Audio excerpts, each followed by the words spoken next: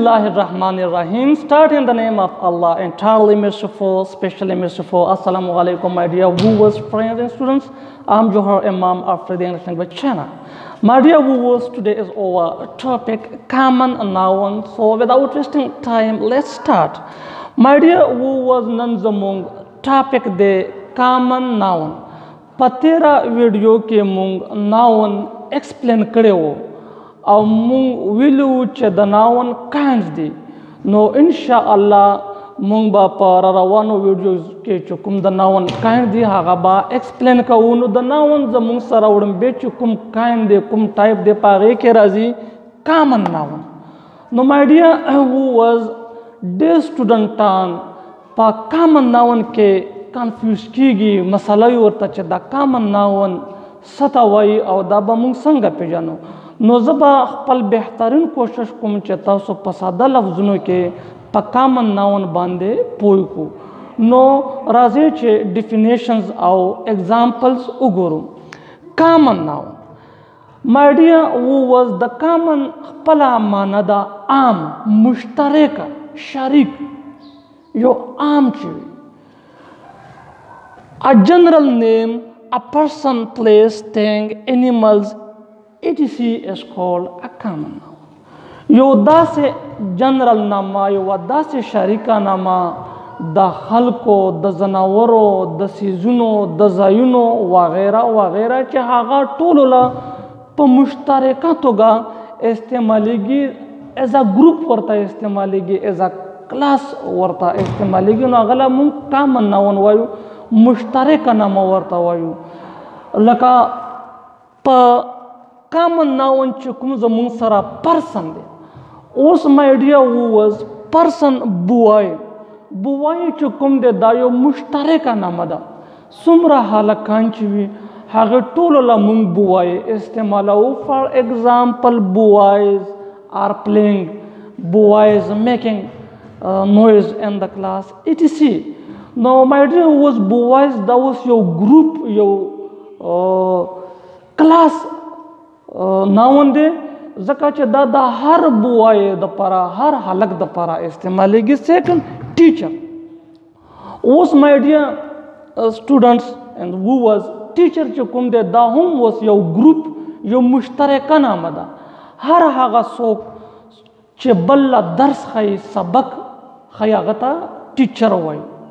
نو دا ټیچر چې کوم دی دا هم کامن دی ځکه چې دا مشترکه نامه ده سټوډنټ مای ډیر ویورز سټوډنټ اوس هر هغه څوک چې زده کړه کوي هغه له هم سټوډنټ ویل چې دا د هغو مشترکه نامه ده ډاکټر مای ډیر سټوډنټس هر هغه څوک چې د خلکو علاج کوي طبیب وي هغه ته موږ ډاکټر وایو او ډاکټر چې کومه ده دا هم یو مشترکه نامه ده یو کامن ناون دی ځکه چې دا د ډاکټر ګروپ دپاره استعمالیږي اوس راځو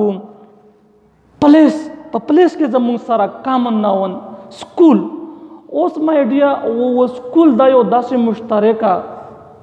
نامه ده ناون دی چې څومره سکولونه دي چېرته چې سبق ښودل کېږي هغې ته موږ سکول وایو نو دا سکول مشترک نامه ده او د دې مشترکت د دې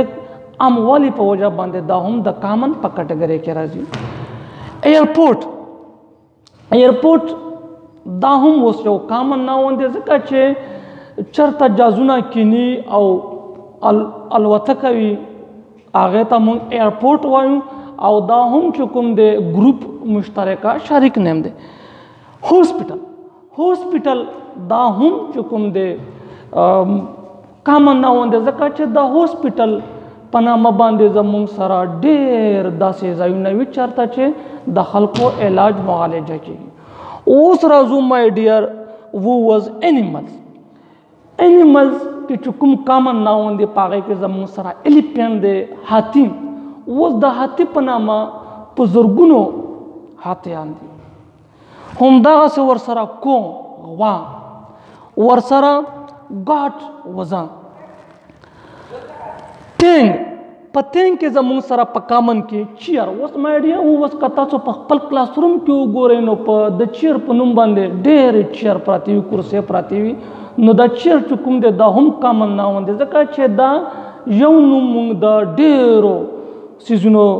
دپاره استعمالوو کوم چې کرسي وي بوک کتاب اوس کتاب چې کوم دی دا هم کامن ناون دی ځکه چې کتاب هم دا یوه مشترکه نامه ده مطلب چې کتاب په زرګونو کتابونه بس موږ ټولو ته وایو چې دا کتابونه دي دا کتاب دی نو دا هم یو عام ناون دی بال نو مای ډیر ووز زه امید لرم چې تاسو به په کامن ناون باندې پوه شوي وئ کامن عام مشترک